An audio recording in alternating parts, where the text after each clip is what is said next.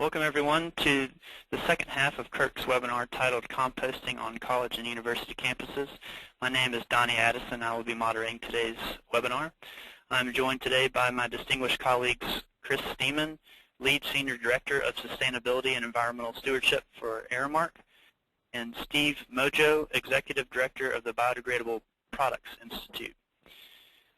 Today's recording of the webinar will be posted with the slides on Kirk's website. Kirk's website again is www.curc3r.org. So let's get started. Chris Steeman brings more than 20 years of leadership, environmental stewardship, experience, and operational process improvement to his role with Aramark. Chris is presently responsible for the thought, leadership, development, deployment, training, and continual elevation of Aramark's higher education sustainability platform. Chris has led several sustainability facilitation and roadmap solutions, independent lead certification charrettes, local and sustainable food initiatives, sustainability committee developments, greenhouse gas inventories, waste reduction initiatives, recycling program expansions, and climate action plans. Outside of Aramark, Mr. Steeman is president of Madison Cares, a community-based nonprofit working with Habitat for Humanity to construct simple, efficient, sustainable housing, all while greening their processes and materials. Mr. Steeman received his BSIE degree from Purdue University and his advanced training in the fields of total quality management, value engineering, process improvement, and is a lead accredited professional through the U.S. Green Building Council. Take it away, Chris. Thank you, Donnie.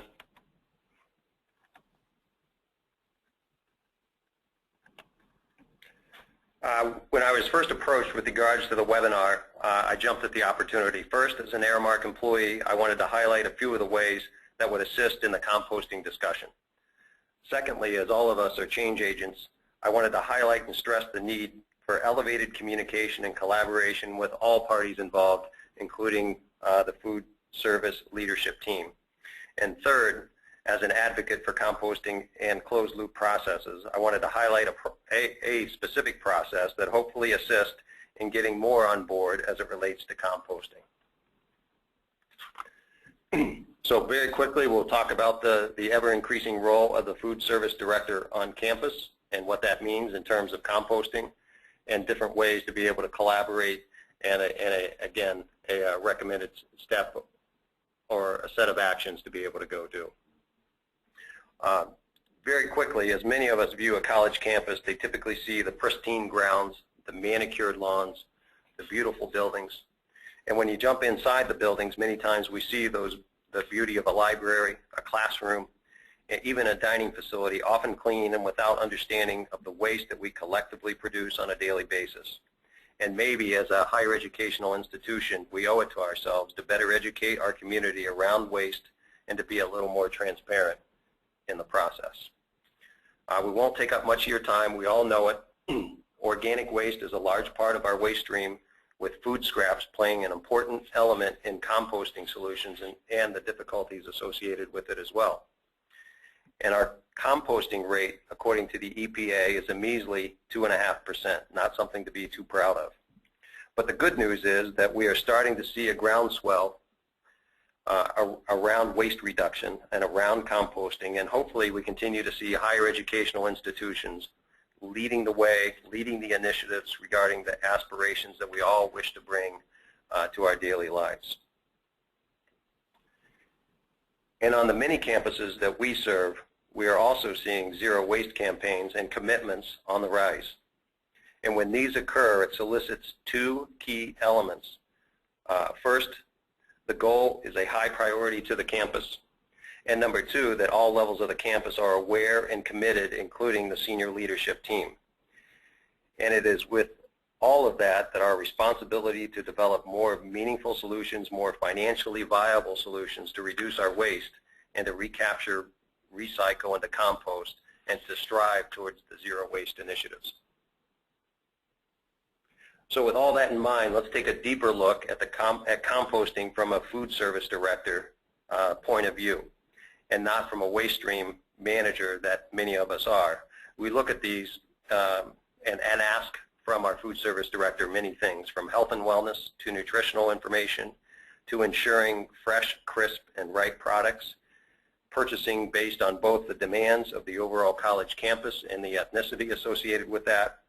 In addition to that, local and third-party certified foods, understanding diversity on the campus and aligning with that, reducing our waste stream, all while ensuring that the costs meet budget, including labor. And yes, we are also asking for assistance in terms of recycling and composting from the overall waste stream of the campus. So with all that in mind, and I just wanted to provide a little bit of context as it relates to the food service director, let's jump into how to engage, integrate, and collaborate with your food service provider around the topic of composting. So let's make sure that we all agree on the approach and where composting fits in the process. The EPA hierarchy of waste is a good start, and it is what we teach each and every food service director in terms of waste reduction on the food side.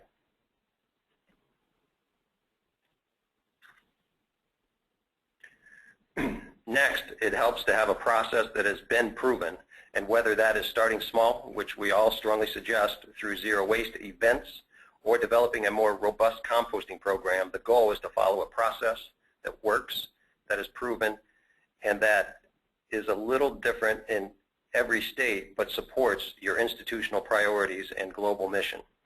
I won't walk through the guides that you see here, but I wanted to highlight a few of the pointers around composting and integrating your food service provider. So here's kind of the synopsis here.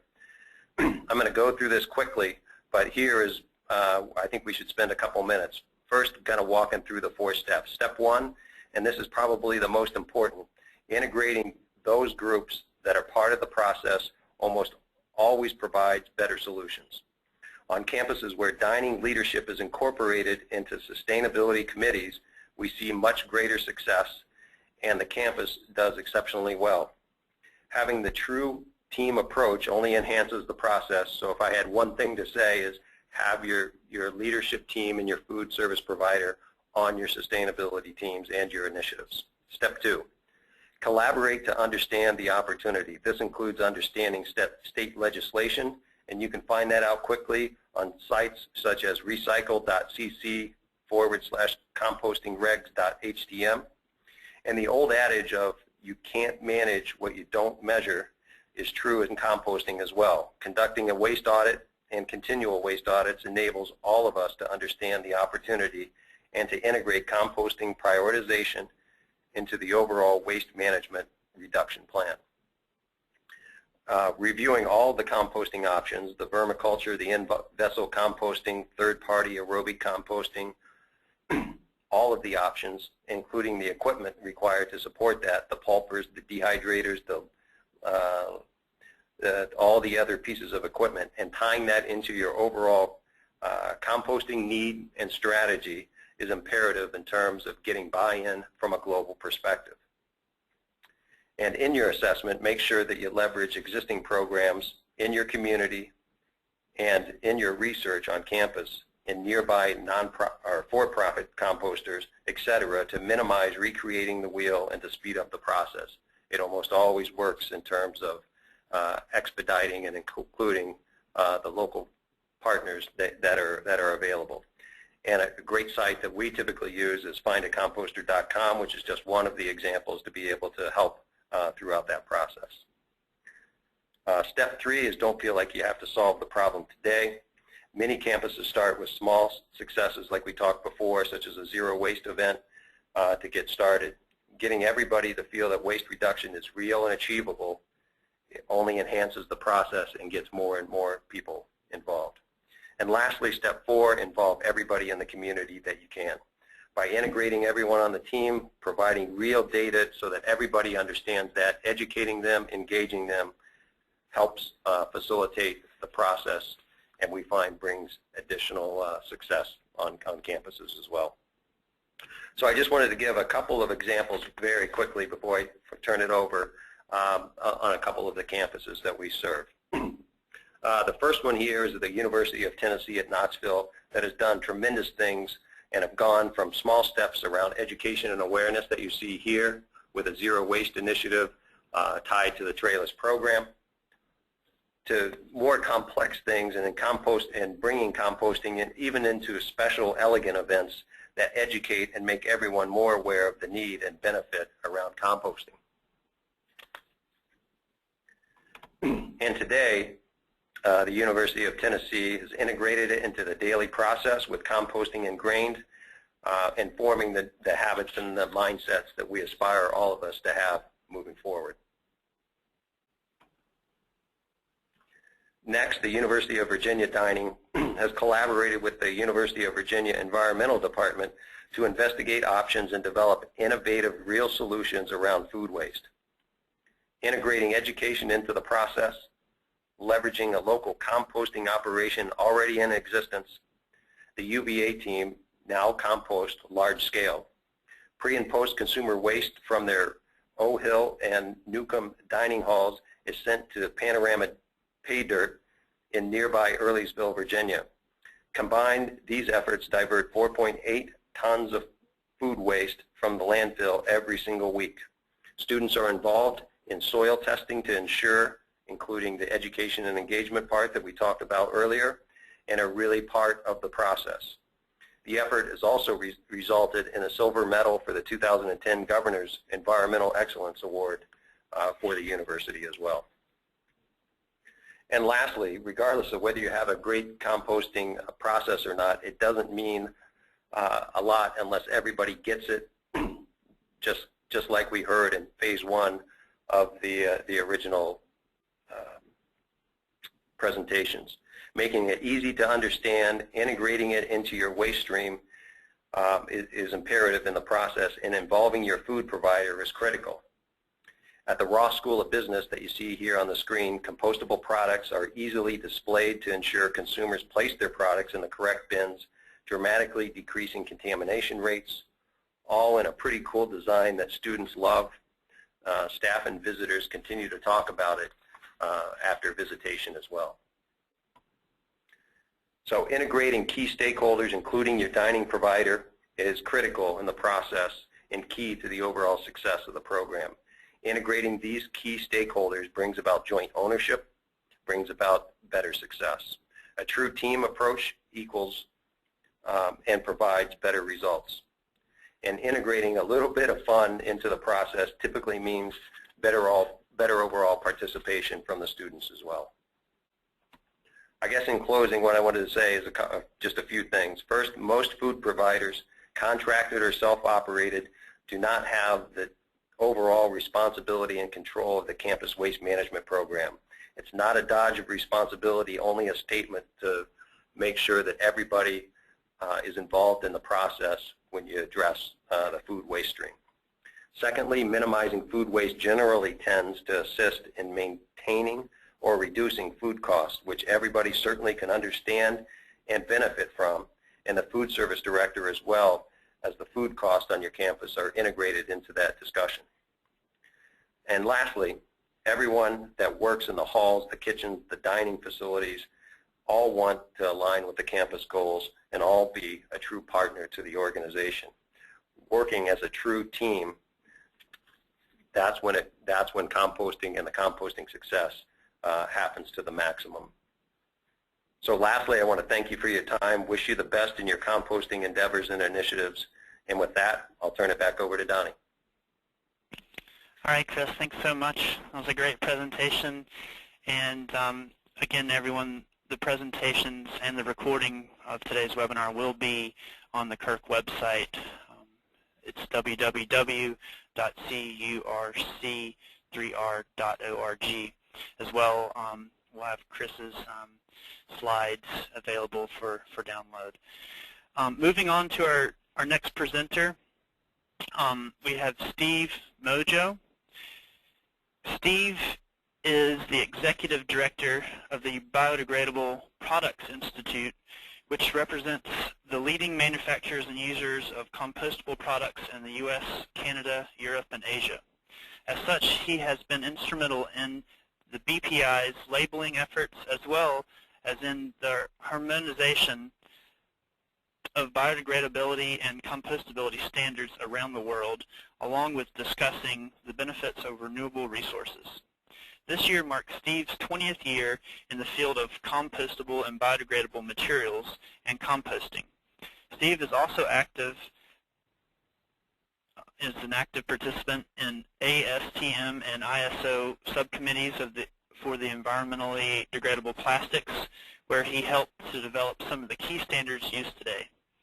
He participated on the advisory board for the California Integrated Waste Management Board's project on compostable materials, testified at the FTC's workshop on the environmental marketing guides, and is actively involved with Walmart's Sustainable Value Network. Additionally, he has served on the board of directors for the U.S. Composting Council. Take it away, Steve. Thank you, Donnie. I appreciate this opportunity to speak.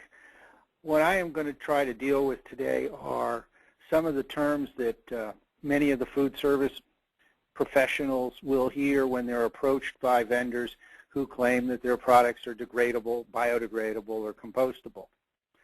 So let's start with the term degradable. Degradable really means that a material will fragment. However, it doesn't mean that the fragments will be removed from the environment. I mean, fragments can persist for long, long periods of time. If you think of the broken beer bottle, that's degradable. You get lots of pieces of glass. They'll persist for long, long periods of time.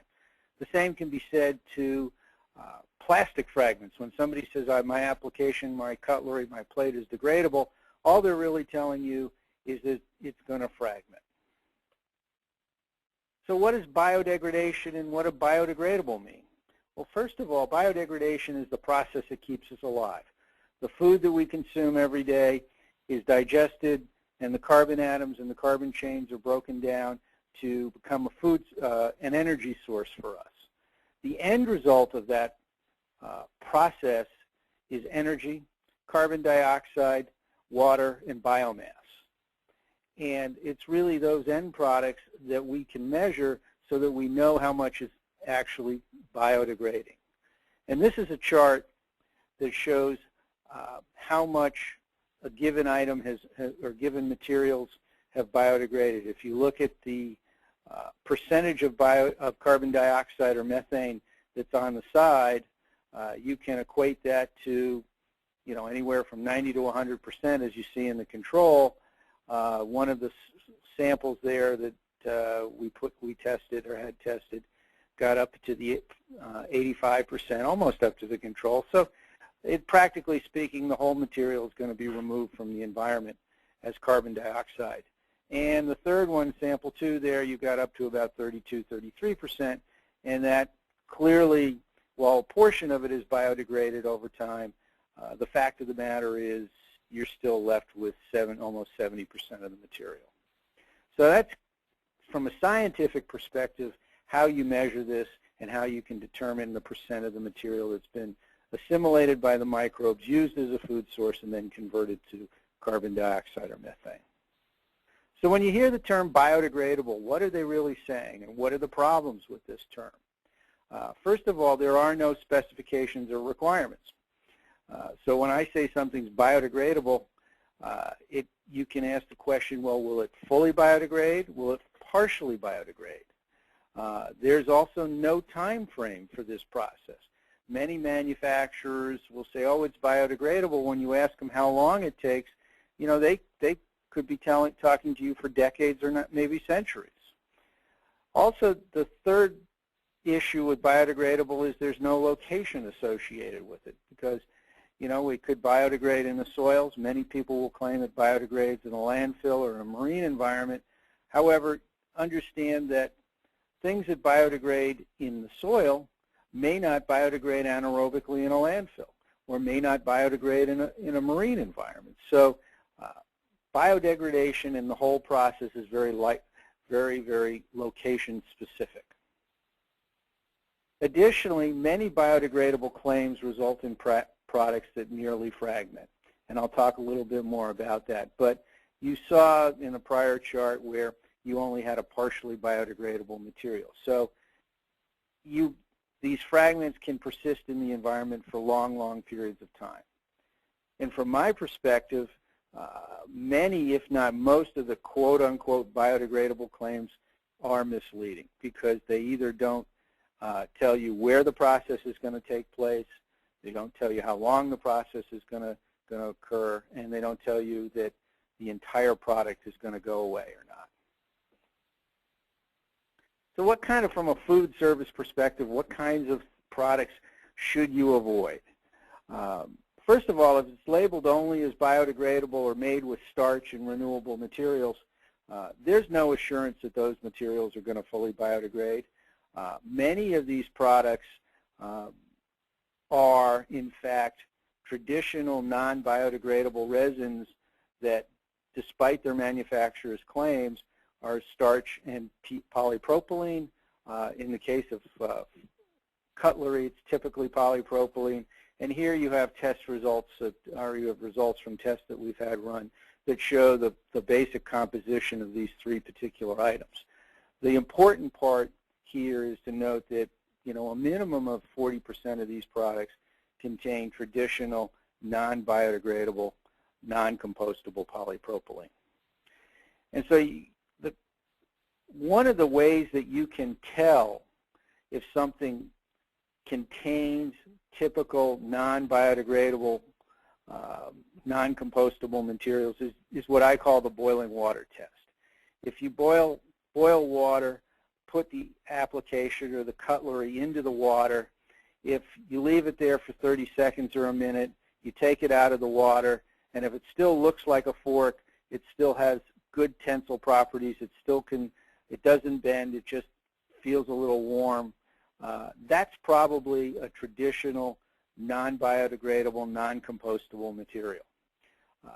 If, on the other hand, you put it in the boiling water and it starts to get soggy and soft and it's easy to bend, then you're at least dealing with materials and products that don't have traditional resins in them. So I would urge you all, if you have a vendor who's saying, oh yes, it's biodegradable, is to at least give it the hot water test and see if at the end of 15 or 30 seconds in boiling water it still looks like a fork. And if it does, or a knife, if it does, then, you know, I would seriously question what's in that product, if in fact it's compostable. Which leads us to the question, what is composting? I think it's important for food service operators to understand that composting is a manufacturing process. Much in the same way as any manufacturer has rigid procedures on how to process things, the composter is striving to create the optimum conditions to promote rapid aerobic biodegradation. And typically their feedstocks include things like food scraps, yard trimmings, unrecycled paper products, and sludges.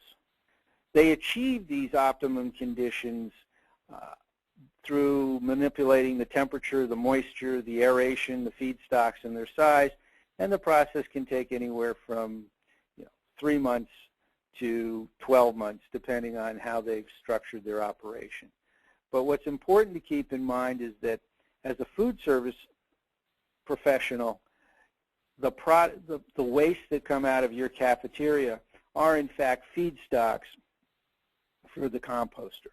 So he or she wants to take materials that will fit within his or hers program so that they don't have to worry about, well, will this material really go away or doesn't it go away? Now, from a manufacturer's perspective of food service items, there's really two basic standards in the U.S. and North America. One is ASTM D6400 and the other is D6868. And these really are used to identify items and materials that will compost just like paper, food scraps, and yard trimmings. Products that meet these specifications will disintegrate quickly so that they don't cause problems as residuals at the end of the process, composting process. They'll biodegrade fully.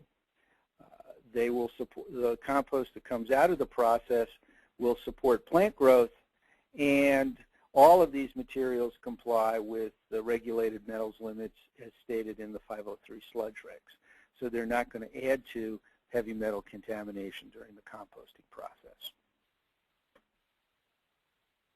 The BPI, one of our main missions is to certify that products do in fact meet these ASTM specifications.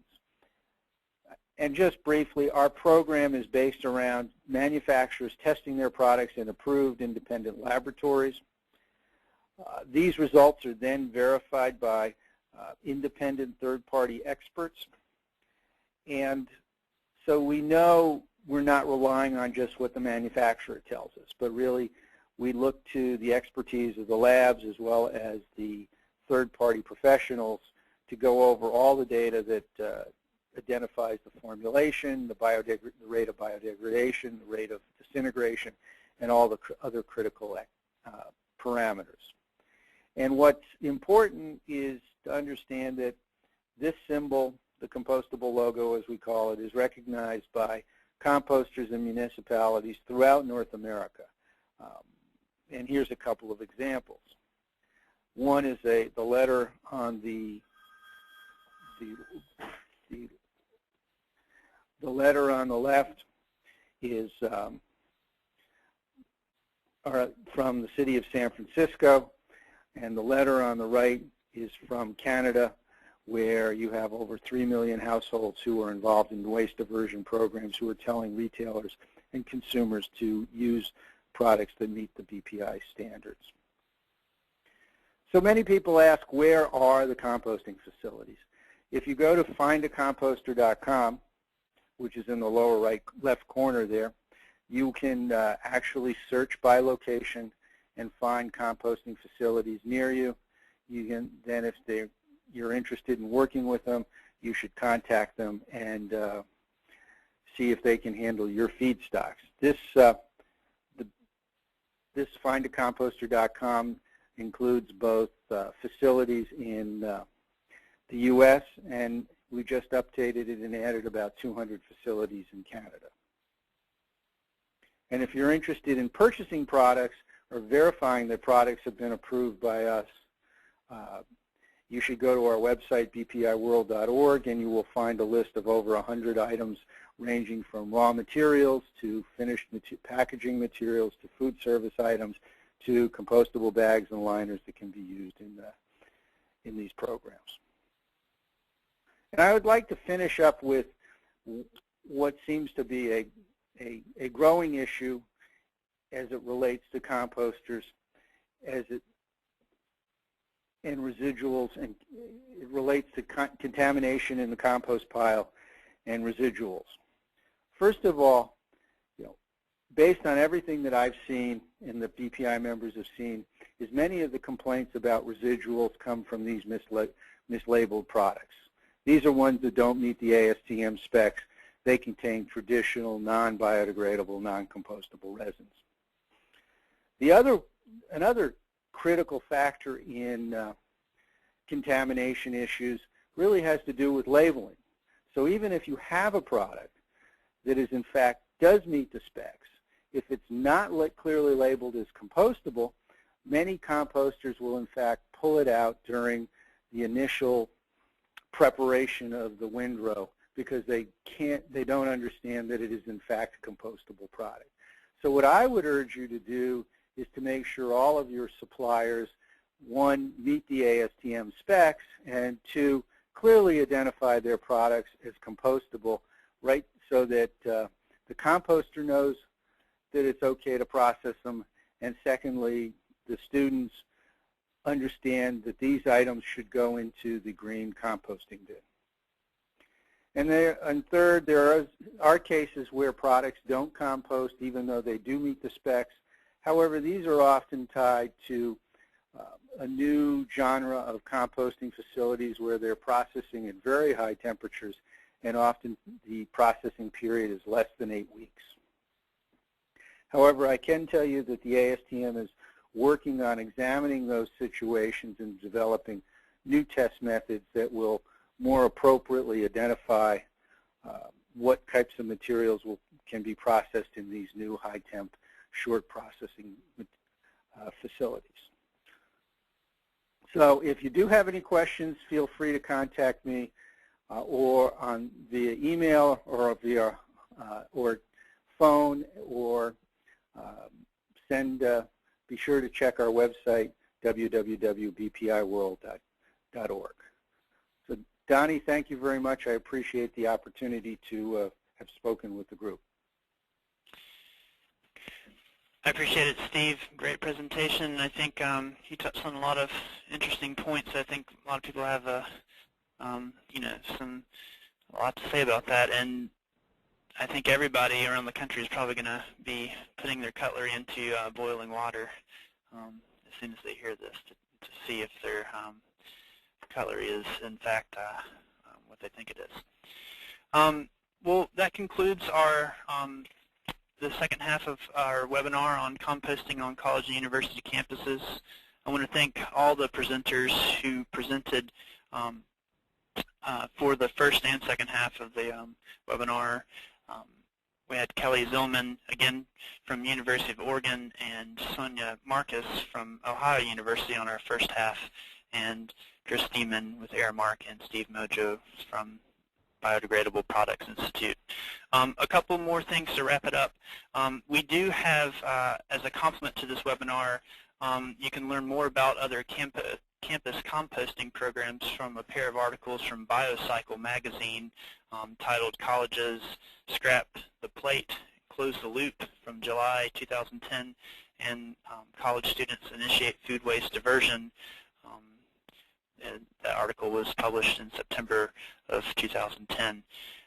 And again, I think a very important thing for everyone to know if they aren't composting yet, the www.findthecomposter.com to locate a composter near you. Kirk is going to have some upcoming webinar presentations in 2011. The first will be on February 3rd of 2011, and the topic will be Residence Hall Move-Out Programs. We will have our second webinar of 2011 on April 7th, titled Equipment for Efficient Recycling Operations, and our third on June 2nd, 2011, titled Social Marketing and Behavior Change. I'd like to send a special thanks to Kirk's webinar series sponsors, the Alcoa Foundation, and to Keep America Beautiful, Kirk's sponsor and webinar technical host. Thanks everyone, and have great holidays, and we look forward to seeing you and talking with you in February of 2011. Thanks.